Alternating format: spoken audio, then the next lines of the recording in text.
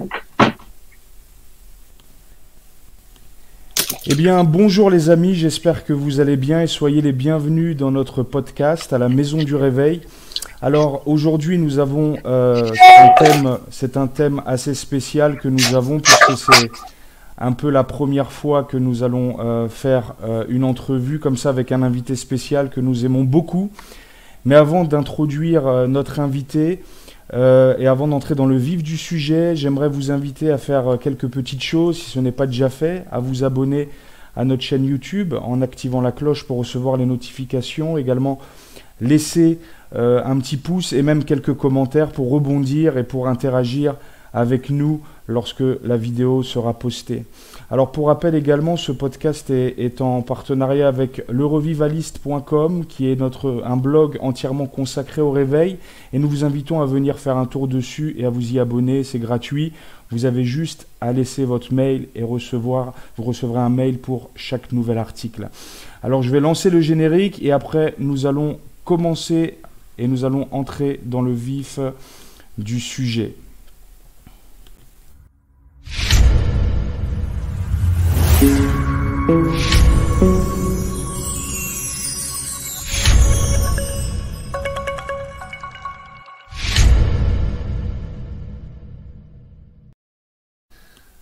Alors aujourd'hui mes amis, j'espère que vous êtes prêts parce que nous allons passer un excellent moment.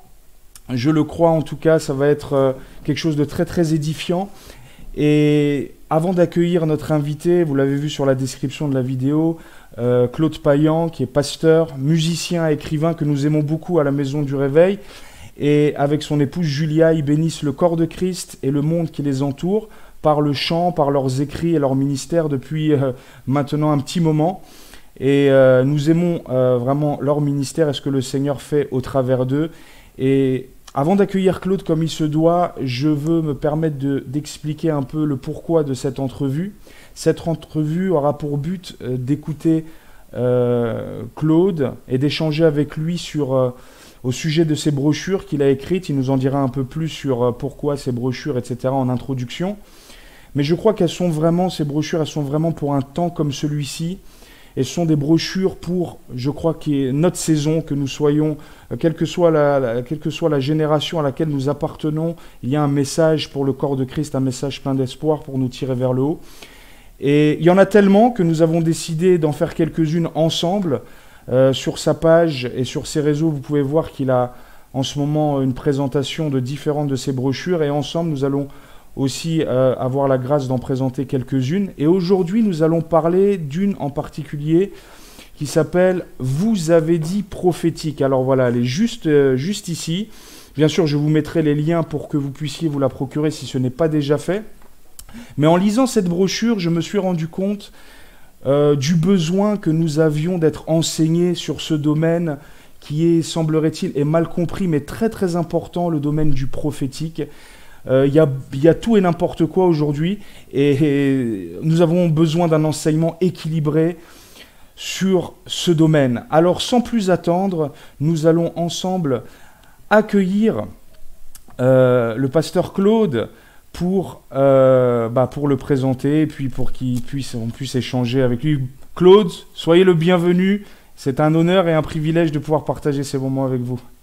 C'est un plaisir pour moi aussi, évidemment. Et puis, nous avons développé une bonne amitié, pasteur Ivan, tous les deux. Et donc, je prends beaucoup plaisir à faire avec toi cette émission. C'est pareil. Merci beaucoup. En tout cas, alors, est-ce que peut-être avant de rentrer dans le vif du sujet, vous pouvez nous parler peut-être un peu de ce que le Seigneur a mis sur votre cœur pour cette saison, peut-être des actualités que vous avez, quelque chose que le Seigneur vous a mis à cœur avec votre épouse Julia dans cette saison que nous vivons pour le corps de Christ. Peut-être que vous pouvez nous partager un peu ce que le Seigneur a déposé sur votre cœur en cette saison pour le corps de Christ. Tout à fait. Alors, dans le passé, nous avons, il y a plusieurs années, avec mon épouse, démarré une œuvre qui s'appelait Souffle Nouveau.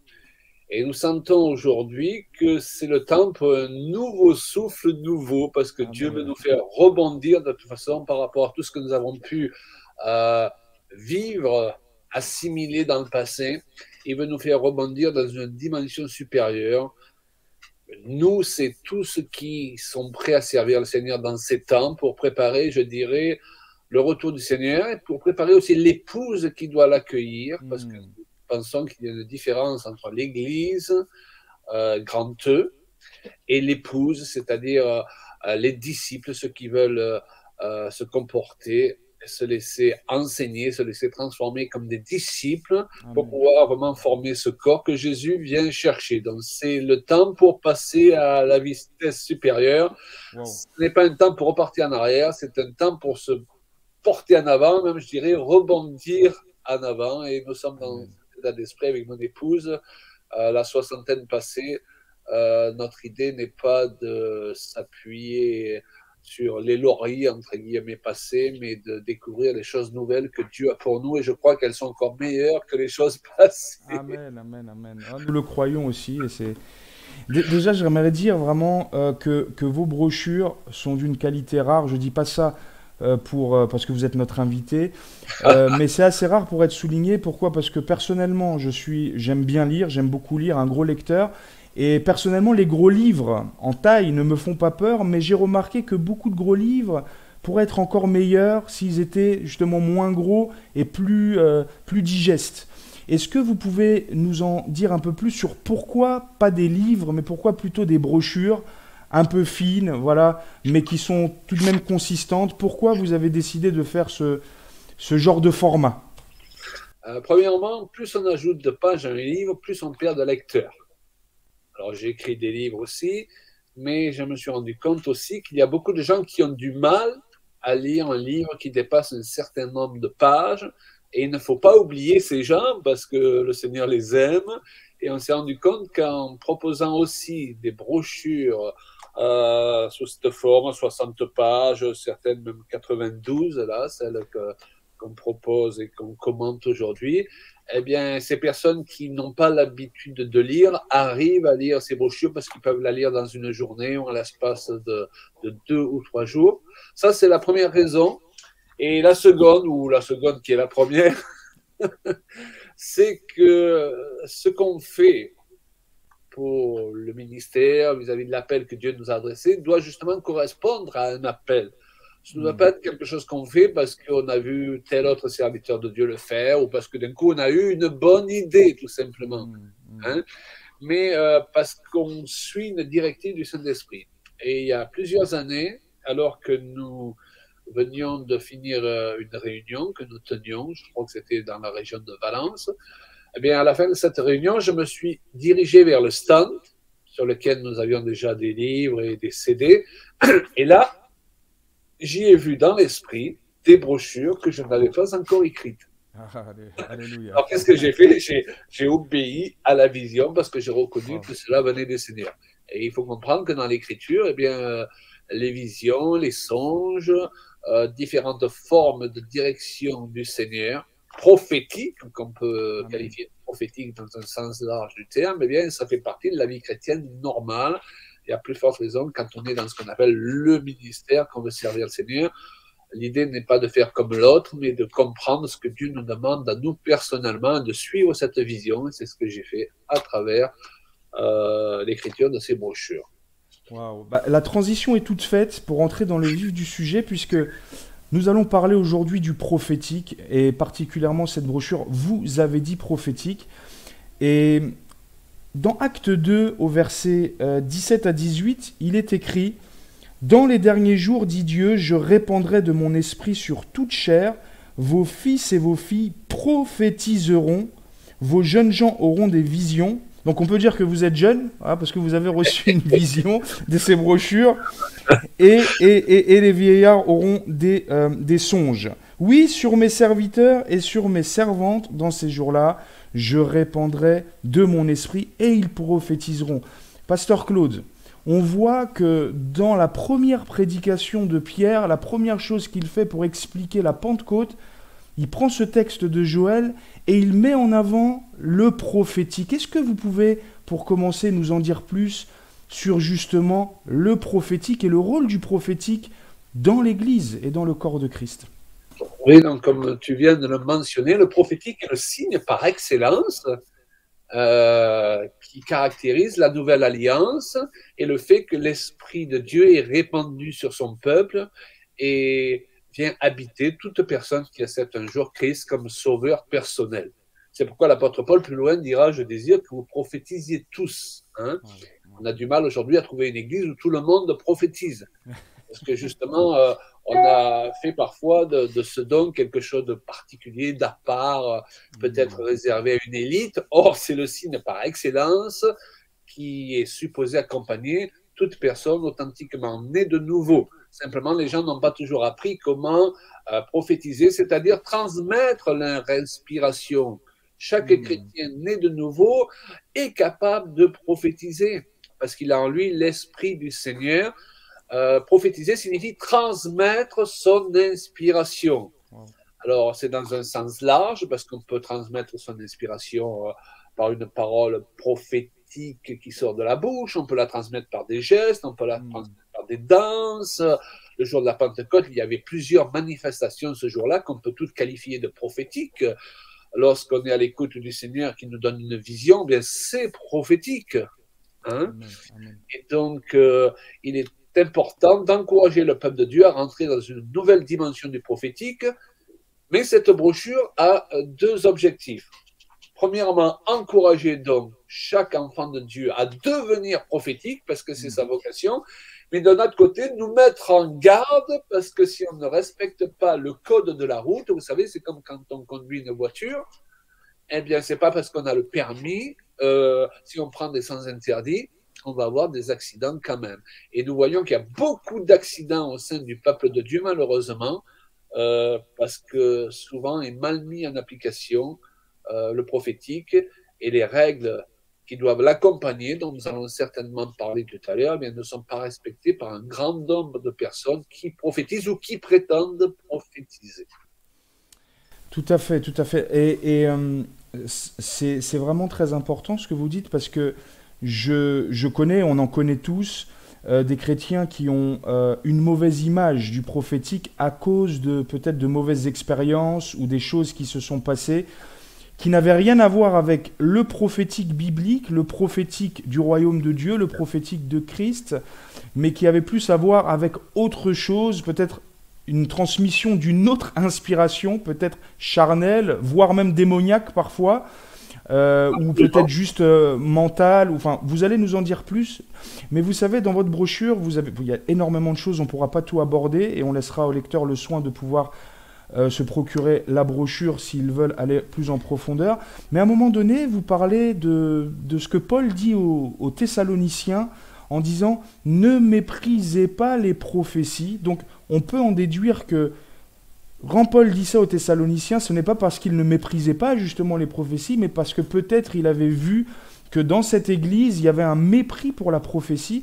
Et je crois que quelque part, aujourd'hui aussi, dans notre temps, le temps qui est le nôtre, il peut y avoir un certain mépris pour la prophétie, pas parce que nous ne voulons plus entendre Dieu, mais parce qu'on se dit qu'il y a eu tellement de dérives que est-ce que vraiment Dieu peut nous parler dans ce domaine-là? Donc, il continue en disant « Examinez toutes choses ». Est-ce que vous pouvez nous en dire plus? Vous en parlez dans la brochure, mais nous parler un peu de cette importance pour l'enfant de Dieu d'examiner une prophétie de manière concrète, peut-être comment le faire, et l'importance d'examiner toute chose en termes de prophétie. Eh bien, comme on l'a mentionné tout à l'heure, le prophétique est le signe par excellence qui accompagne la présence, la manifestation du Saint-Esprit. Soyons logiques, il est tout à fait normal que le diable ne soit pas resté sans rien faire pour semer la confusion dans ce domaine-là. Donc, c'est même logique. Ok? Mais c'est pourquoi Paul, eh bien, comme tu as cité ce passage, il nous exhorte à ne pas mépriser les prophéties, parce que c'est vite fait de ne pas prendre égard à ce que Dieu nous dit quand il nous parle, mais il nous dit aussi d'analyser toute chose, il précise, retenez ce qui est bon. Pourquoi? Parce que d'un autre côté, la Bible dit que nous prophétisons imparfaitement. Bien que nous soyons devenus de nouvelles créatures, nous sommes encore dans des corps de chair, notre intelligence, notre âme est en cours de renouvellement, le renouvellement de l'intelligence, et dont nous n'avons pas toujours la pensée de Dieu 24 heures sur 24, et c'est pour cela que même dans une même prophétie, il peut y avoir l'inspiration du Seigneur, puis il peut y avoir un peu de notre chair, et si on ne veille pas, comme tu l'as dit, il peut même y avoir parfois du démoniaque. Et c'est pour ça qu'il faut analyser toutes choses. Et il y a une règle absolue, c'est qu'il y a une définition justement dans 1 Corinthiens 14 du but de la prophétie dans le cadre de l'Église. Celui qui prophétise, il exhorte, il console, n'est-ce pas? Tout à fait. Il édifie. Il édifie, bien sûr. Donc la question toujours à se poser lorsque j'entends une parole prophétique, qu'elle soit donnée à l'Église en général, dans le cadre d'une congrégation, ou à plus forte raison une prophétie personnelle qu'on m'a donnée, c'est est-ce que ça m'édifie? Est-ce que ça me console? Est-ce que ça me fortifie? Est-ce que ça m'exhorte? Exhorter signifie en grec tirer vers le haut. Et on se rend compte que beaucoup de ce qu'on appelle des prophéties, parfois, nous tirent plutôt vers le bas. J'ai connu des personnes qui, à partir de l'instant où elles avaient reçu une soi-disant prophétie, qui les avait humiliées, qui les avait rabaissées ou qui ne correspondait à rien à ce qu'elles avaient dans le cœur, et elles se sont senties obligées d'aller dans le sens de ce que disait cette prophétie, sont tombées dans la dépression. Wow. Et pendant des années, jusqu'à ce qu'elles entendent un enseignement sur le prophétique, comme le genre qui est contenu dans cette brochure, parce que la Bible a dit, vous connaîtrez la vérité vous affranchira. Donc, ça, c'est une première règle. Est-ce que le prophétique qui a été manifesté à mon égard ou à l'égard de l'Église nous a tirés vers le haut? Est-ce que ça nous a édifiés? Au contraire, ça nous a coupé les jambes, comme on dit. Ça nous a découragés, n'est-ce pas? Ça, c'est la première démarche d'analyser, c'est notre droit d'analyser les prophéties. Ensuite, il y a une règle vraiment incontournable, c'est que Dieu est poli. Avant de parler à tout le monde en ce qui concerne ma vie, il va me parler à moi. Et donc, sous la nouvelle alliance, le prophétique ne fonctionne pas comme sous la première alliance où tout le monde n'avait pas l'esprit de Dieu. C'est pourquoi sous la première alliance, on consultait le prophète. Mais ce que Dieu bénissait sous la première alliance, il le maudit aujourd'hui, parce que si aujourd'hui, par exemple, nous consultons les prophètes, c'est une déclaration au Saint-Esprit de lui dire tu ne me suffis pas. Donc, ce qui caractérise la nouvelle alliance, c'est d'entendre Dieu pour nous-mêmes. Et ça, là, n'est possible qu'à travers une relation qu'on développe avec le Seigneur. Dieu ne veut pas que les gens soient prophétiques à notre place. Alors, vous allez qu'on veuille qu'ils entendent Dieu à notre place. Alors peut-être on va me dire, mais alors le ministère de prophète et les prophéties, donc ça ne sert à rien sous la nouvelle alliance. Bien sûr, c'est simplement le fonctionnement qui n'est pas le même. Sous la nouvelle alliance, le prophète va venir et va confirmer et va apporter des détails sur ce qui est déjà là. De la même façon que lorsqu'on est de nouveau, eh bien, il est dit que le Saint-Esprit rend témoignage à notre esprit. S'il rend témoignage à notre esprit pour la nouvelle naissance, il va rendre témoignage pour toutes les autres choses qui concernent notre vie. Si je te donne une parole que je pense recevoir du Seigneur, pasteur Johan, et je te dis, le Seigneur m'a montré telle et telle chose pour ta vie, si ça correspond à ce que Dieu a commencé déjà à te dire, même si tu n'as pas tous les détails, mais que ça remue, ça fait écho en toi, et au contraire, ça te confirme dans cette direction, ça t'apporte même des précisions pour être encouragé dans cette direction. Alléluia, tu reçois la parole. Mais si d'un coup tu dis, on dirait que c'est un cheveu sur la soupe, ça n'a vraiment aucun rapport.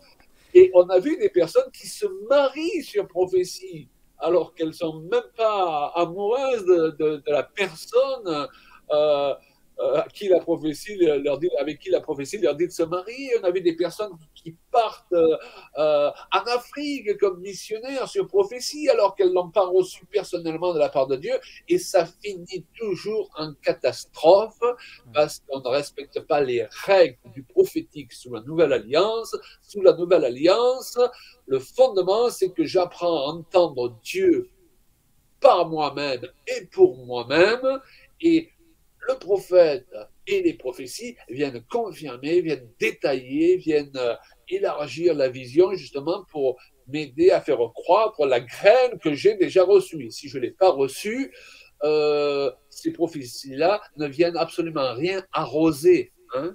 Tout à fait. Tout à fait. Et pour reprendre un peu l'exemple sur... Vous donnez beaucoup d'exemples.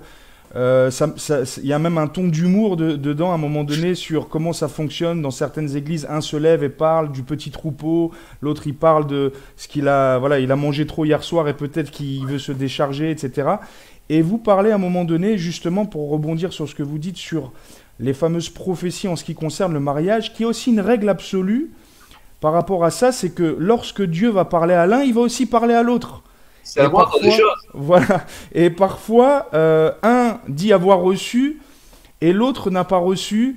Et bon, vous donnez des exemples concrets, parfois qui font que ça termine toujours mal et puis ça fait perdre du temps, ça fait beaucoup de mal. Et malheureusement, certains sont rentrés dans des relations et se sont mis sous des jougs, on va dire, étrangers et sont bloqués. Et donc, un peu pour aller dans ce même élan, je me rappelle aussi dans votre brochure, vous parlez à un moment d'une personne qu'on aime beaucoup, qui a beaucoup influencé aussi votre ministère, Kenneth Hagin, où il disait qu'à un moment donné, c'était la mode d'aller sous les tentes, d'aller faire des guérisons, des grandes campagnes, et ouais. Il recevait parfois 8 prophéties sur 10 à peu près, voilà, qui allaient dans ce sens, mais qui n'allaient pas du tout dans le sens de ce que le Saint-Esprit lui disait.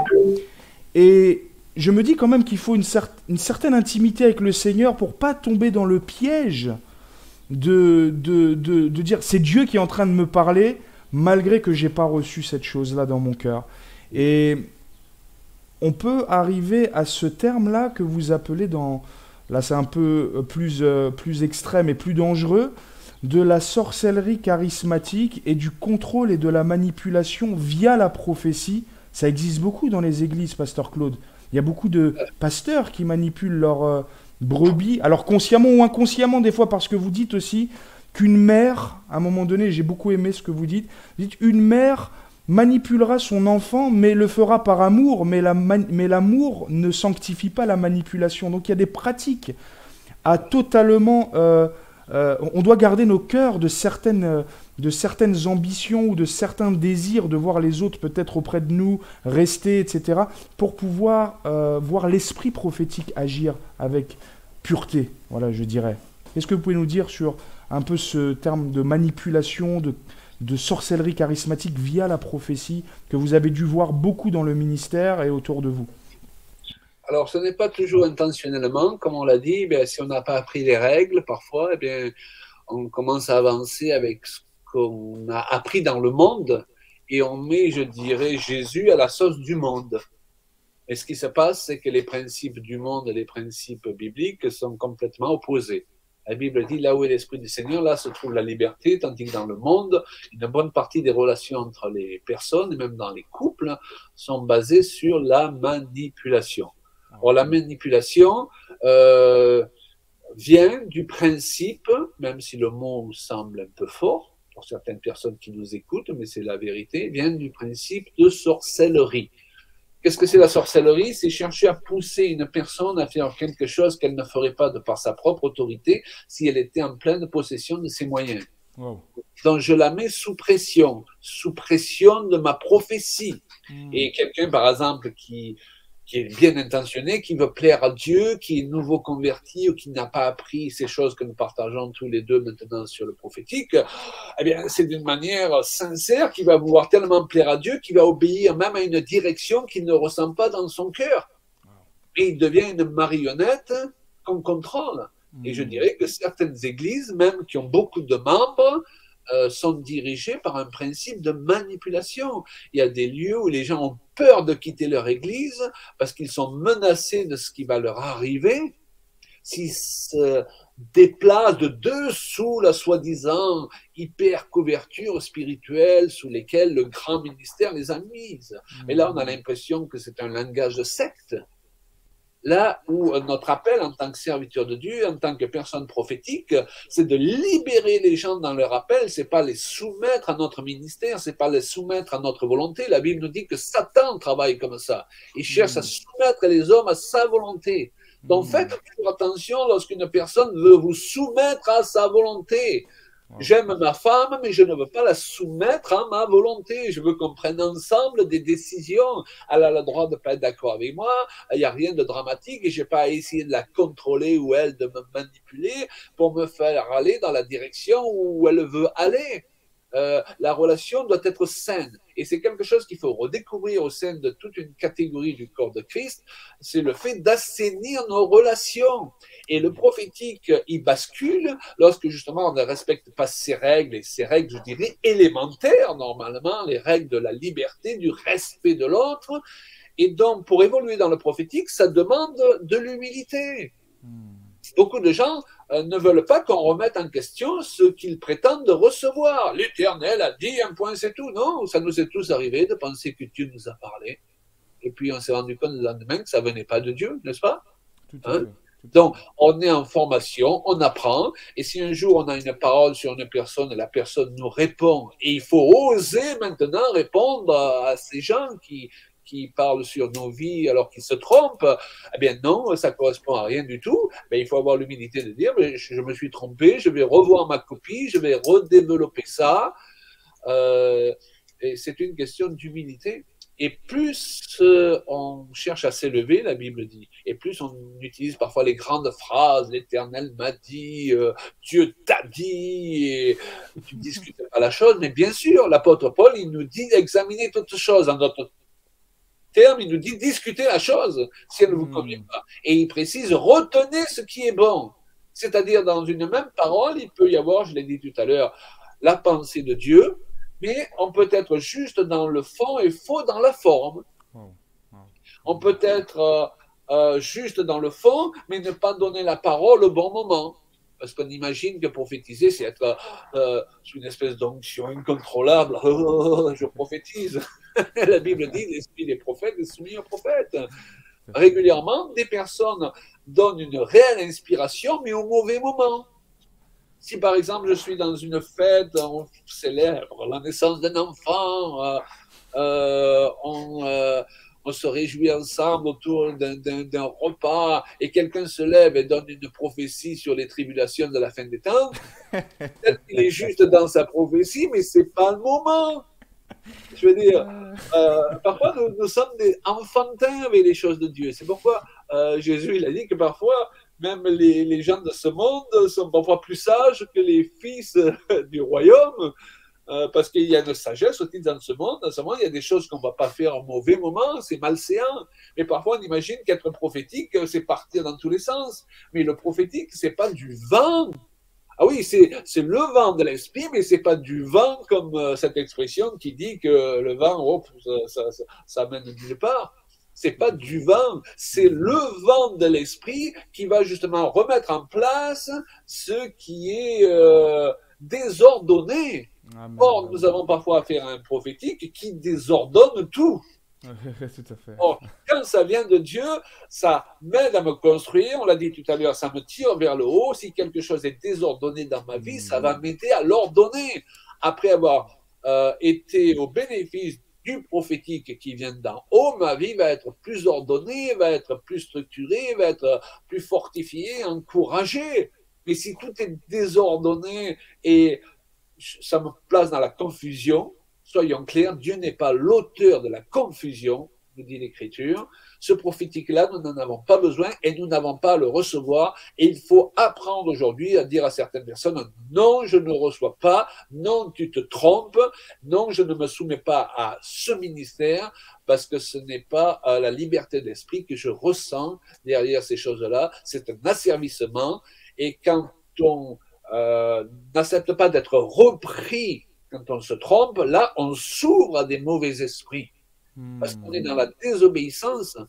Et là, des mauvais esprits vont nous parler. Là, on peut continuer à entendre de plus en plus des voix, mais ces voix ne viennent plus de la part de Dieu. Et certains grands prophètes, oués par Dieu, à un moment donné, n'ont plus su discerner parmi les voix qu'ils entendaient, autant celles de l'esprit que celles de l'adversaire. Et il y a des, je termine avec ça, il y a des exemples de ministères loin de Dieu qui, à un moment donné, pouvaient, dans une réunion, à donner des paroles de connaissances fantastiques qui édifiaient les gens, et le lendemain se trouvait inspiré par un esprit familier qui plaçait les gens dans une confusion extrême, ou alors qui prophétisait des choses qui ne correspondaient absolument pas à la vérité, alors que la veille, ils étaient vraiment sous l'onction de l'esprit.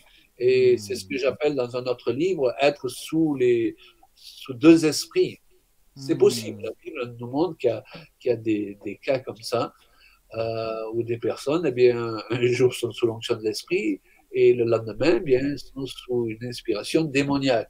C'est pourquoi Paul dit examiner toutes choses, respecter les règles. C'est comme pour conduire une voiture, on l'a dit tout à l'heure, il y a des règles, on ne peut pas brûler les feux rouges, on ne peut pas prendre les sens interdits, sinon il va y avoir des conséquences. Wow, wow. C'est extrêmement précieux ce que vous êtes en train de partager et dans le livre, vous dites c'est à ceux qui reçoivent ma prophétie de juger si elle édifie, les exhorte ou les console. Donc j'aimerais vraiment encourager nos auditeurs et nous encourager tous à être décomplexés avec le fait de pouvoir juger ce que les autres disent sous une certaine inspiration. Si elle vient de l'esprit, je dois aussi, parce que vous avez dit qu'un grand prophète peut arriver, aussi se tromper, ça peut arriver. Je me rappelle dans le livre Comprendre l'onction de Kenneth Hagin, il disait que beaucoup de gens qui sont dans le prophétique croient que parce qu'ils ont le ministère de prophète ou une certaine onction prophétique, pensent que à chaque fois qu'ils parlent, c'est l'esprit qui parle, alors qu'on ne peut pas toujours être sous cette onction prophétique. Il y a des temps, il y a des moments où on peut être, ça peut être notre âme qui parle, ça peut être même notre chair, puisqu'on n'est que des hommes.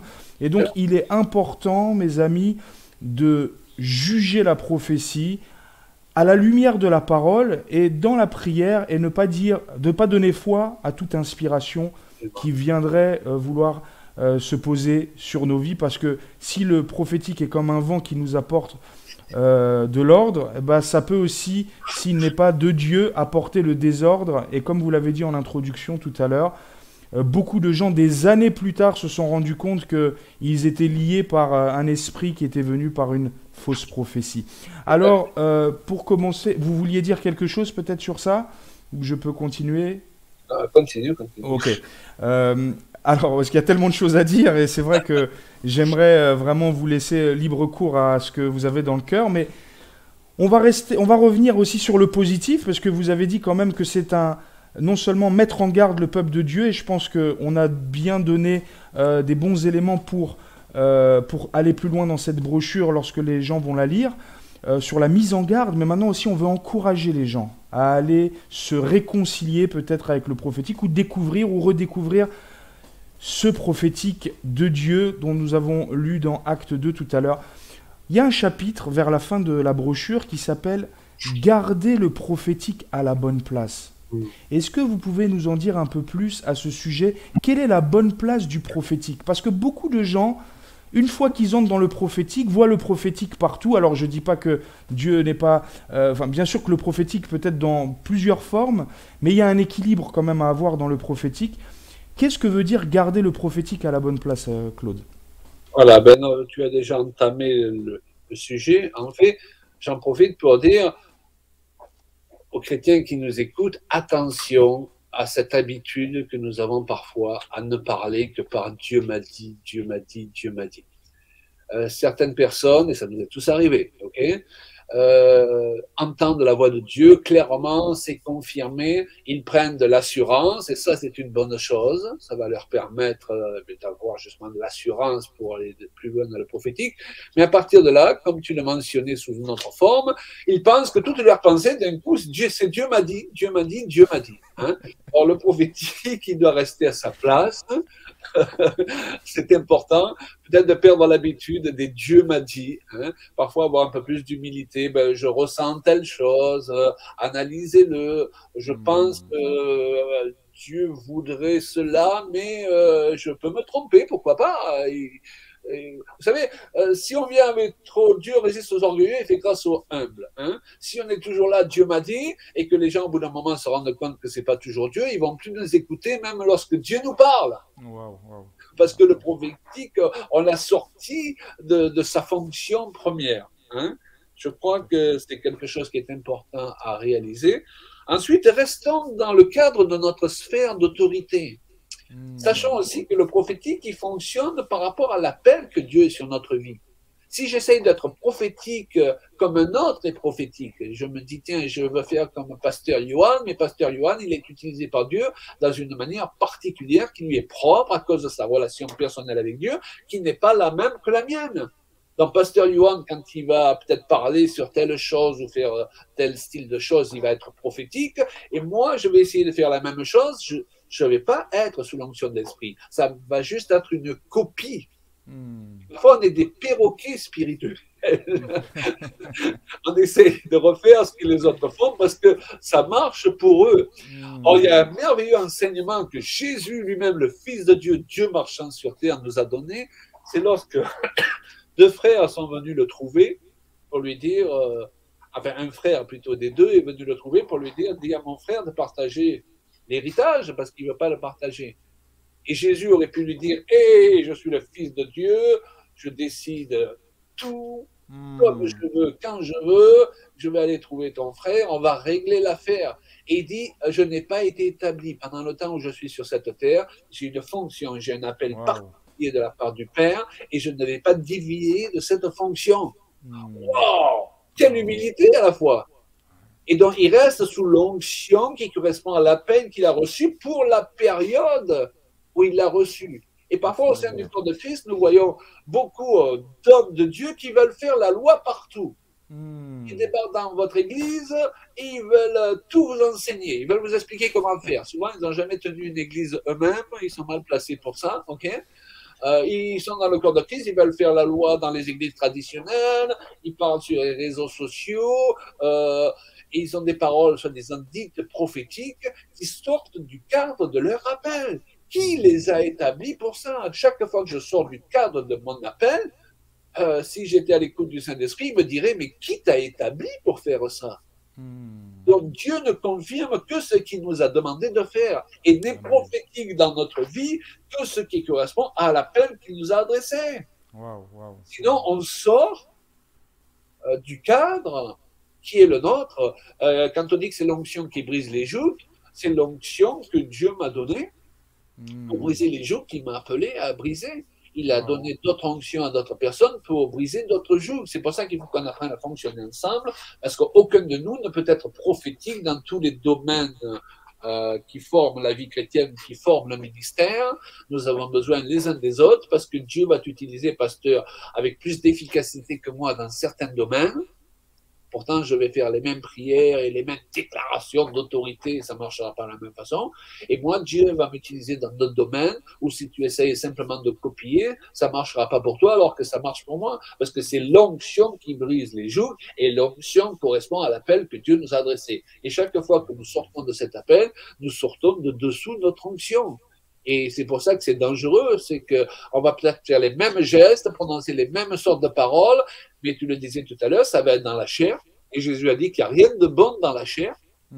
Et après, ça peut être dans le démoniaque, parce qu'au lieu de se repentir et de rectifier le tir en cours de route, on continue à aller dans notre égarement. Ça a été le cas d'hommes comme William Branham, qui avait un merveilleux appel de prophète, peut-être un des plus grands appels de prophète qui soit paru au siècle passé. Mais le jour où il a voulu être un enseignant, alors qu'il n'avait pas cette onction, il a commencé à enseigner toutes sortes de bêtises. Il a commencé à entendre d'autres voix aussi que la voix du Saint-Esprit. Donc, si on ne respecte pas les règles, quel que soit notre grand ministère, quel que soit notre grand appel, quel que soit le parcours qu'on a fait, on peut encore tomber. C'est ce qu'il nous a enseigné dans Ézéchiel. Hein? On peut être juste, faire bien et après se détourner de la vérité. Et c'est pourquoi il faut veiller. Et c'est pourquoi aussi, je crois, certains hommes de Dieu, ça peut choquer ce que je dis, sont partis avant leur temps parce qu'ils faisaient tellement de ravages après avoir fait beaucoup de bien. Ils ont continué à faire tellement de ravages au sein du corps de Christ, en se plaçant sous un esprit d'erreur, que le Seigneur a préféré les ôter du milieu, les prendre avec lui au ciel, alléluia, plutôt que les laisser sur cette terre. Mais le plan original du Seigneur pour eux, c'était qu'ils durent longtemps et qu'il soit une bénédiction pour le corps de Christ pendant longtemps. Et que Dieu nous aide vraiment parce que c'est très très enrichissant et à ceux qui auront beaucoup reçu, on demandera beaucoup et je crois qu'avec un tel enseignement, on peut partir sur de bonnes bases ou repartir sur de bonnes bases pour vivre dans le prophétique. Vous disiez tout à l'heure, et avant de rentrer dans le dernier point et clôturer, parce que il y aura d'autres entrevues et on pourrait parler des heures sur ça, mais ça me rappelle ce que vous avez dit tout à l'heure j'avais lu dans un livre d'un auteur qui s'appelait John Paul Jackson sur le combat spirituel, sur la prophétie, ou je sais plus, c'était sur le combat spirituel. Il y avait l'histoire d'un pasteur qui voyait des esprits de Jézabel partout. Il disait, Dieu m'a dit, un tel a un esprit de Jézabel, un tel a un esprit de Jézabel, alors que c'était pas toujours le cas. Et un jour, parce qu'il disait tout le temps Dieu m'a dit, un jour Dieu lui a vraiment montré que ce couple-là avait un esprit de Jézabel, et plus personne ne l'a écouté. Ce couple a remplacé le pasteur et l'église a été détruite. Voilà. Ça, c'est un exemple parmi tant d'autres. Peut-être que nos auditeurs ou ceux qui nous regardent ont vécu de telles expériences. Donc il est important, pour rebondir sur ce que Claude disait, de ne pas dire Dieu m'a dit à toutes les sauces, mais d'être un peu plus humble et d'aborder les choses avec moins de terminologie ultra spirituelle. Comme vous le dites souvent, Claude, mieux vaut lorsqu'on gratte, on trouve beaucoup que pas beaucoup. Voilà, donc le Dieu m'a dit peut ne rien cacher, plutôt que j'ai reçu, je crois avoir reçu quelque chose, et effectivement ça vient de Dieu, effectivement c'est édifiant. Donc faisons attention avec ça, les amis, afin de ne pas tomber dans le piège de crier au loup, et puis le jour où vraiment le loup est là, plus personne ne nous écoute. J'avais une grand-mère comme ça, qui toutes les semaines, elle nous disait qu'elle allait mourir. Ça a duré pendant des années. Et le jour où elle est morte, personne n'était là autour d'elle Wow. parce qu'on n'a pas cru que ça allait arriver. Et Wow. c'est ce même principe que tu as décrit avec cet exemple de ce prophète. Et donc, les dons de Dieu sont précieux. De la même façon qu'il ne faut pas prendre le nom de Dieu en vain, il ne faut pas utiliser les dons en vain et de manière irrespectueuse. Il faut toujours garder un respect en ce qui concerne les choses de Dieu, y compris le prophétique, et faire attention où on met les pieds. La Bible nous parle de la sainte crainte, c'est quelque chose peut-être qu'il faut redécouvrir dans toute une partie des églises charismatiques évangéliques, non pas la crainte de Dieu, mais une sainte crainte, un saint respect, qui nous permet de ne pas vouloir dire des choses de la part de Dieu que Dieu ne nous a pas dites, et si on l'a fait, d'être assez humble pour s'excuser et rectifier le tir.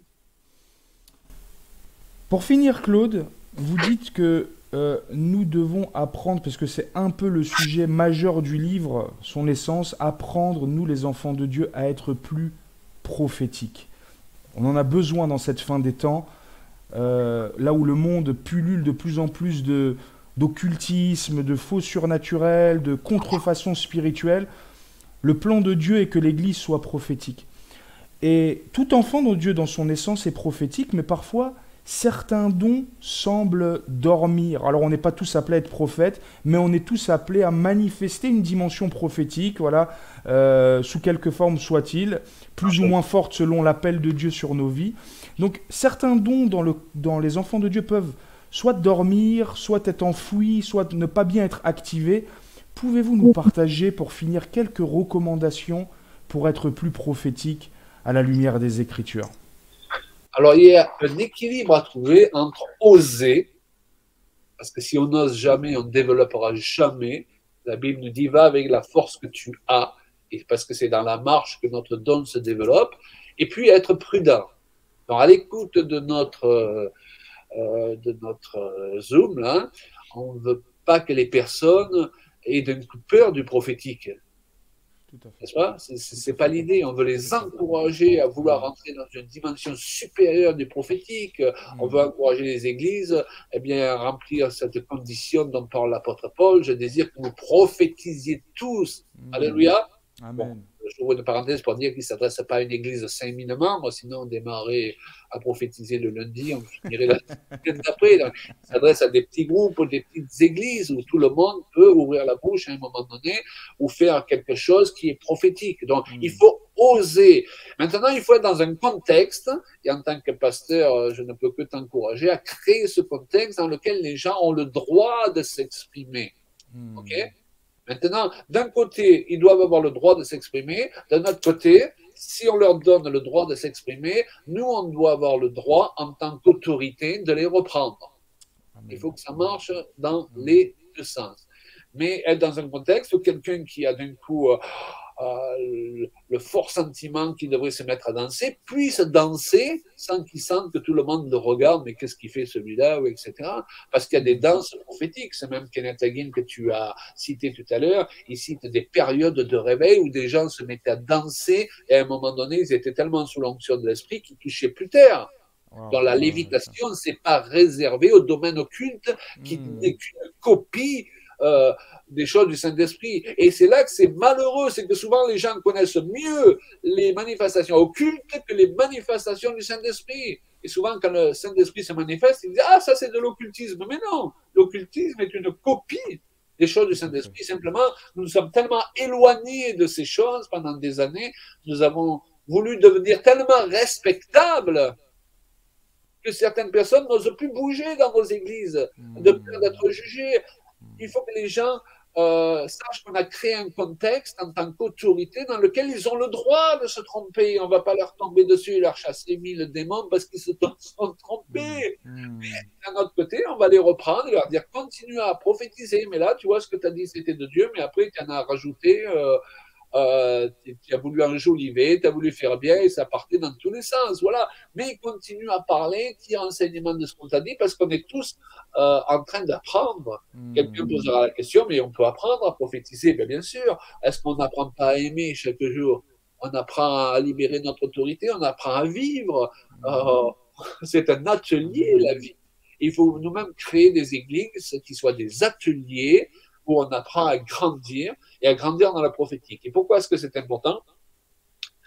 Ça, c'est important à réaliser. C'est parce qu'il y a des miracles qui ne se libéreront que quand la parole est libérée. Ça, c'est un enseignement biblique. Et parfois, nous n'avons pas cette parole. Mais notre frère sur la chaise à côté, là-bas, ou au troisième rang, il l'a reçu. Et lui, il va la libérer. Alors nous, peut-être qu'en tant que pasteur autorité, on voudrait que si Dieu fait un miracle, il faut que ça passe par nous. Mais la Bible nous parle d'un fonctionnement du corps. Et aujourd'hui, ils vont être disqualifiés les pasteurs qui veulent tout ramener à eux. C'est ça le contrôle. Un ministère, il est là pour quoi? Il est là pour aider les autres à trouver leur appel. Il est là pour avoir un cœur de père. Et un père, si ses enfants ils vont plus loin que lui, il n'en est pas jaloux, il n'en est pas frustré, il en est heureux. Donc on veut que les gens rentrent dans leur appel. Simplement, eux, ils doivent respecter l'autorité. Et si on leur dit que là, ça va pas, ils doivent accepter d'être repris. Et c'est pour ça qu'il y a un équilibre à trouver entre oser, et pour cela, nous avons, en tant qu'autorité, besoin de créer un contexte dans lequel les gens peuvent se lâcher, si je me permets l'expression, peuvent oser. Et d'un autre côté, il faut être prudent et mettre en application les règles du code de la route qu'on a défini tout à l'heure. Et dans ce cas, personne n'est en danger. Ni les autorités, parce qu'on les respecte, et ni les gens, parce qu'on n'est pas là pour les contrôler et les manipuler. Mais parfois, on ne trouve pas cet équilibre. C'est tout ou rien. Ou on veut quelque chose de parfait. Si vous prophétisez, il faut que vous nous donniez la parole de connaissance qui va tout changer. Si vous ne l'avez pas fait, vous ne pouvez plus prophétiser. On vit des équilibres. Ou alors, c'est je pars dans tous les sens et tout devient prophétique. Tiens, le pasteur est en train de parler, mais moi, j'avais envie de remuer une bannière, de lui mettre un coup dans la figure. S'il n'est pas content, c'est qu'il n'est pas à l'écoute du Saint-Esprit. Et c'est sûr, il y a des pasteurs qui disent on ne veut plus voir ces gens qui prétendent prophétiser et qui mettent la pagaille dans l'église. Voilà. Si on trouve cet équilibre et qu'on s'entend, parce que la Bible dit deux marcheront-ils ensemble s'ils ne se sont pas entendus au départ.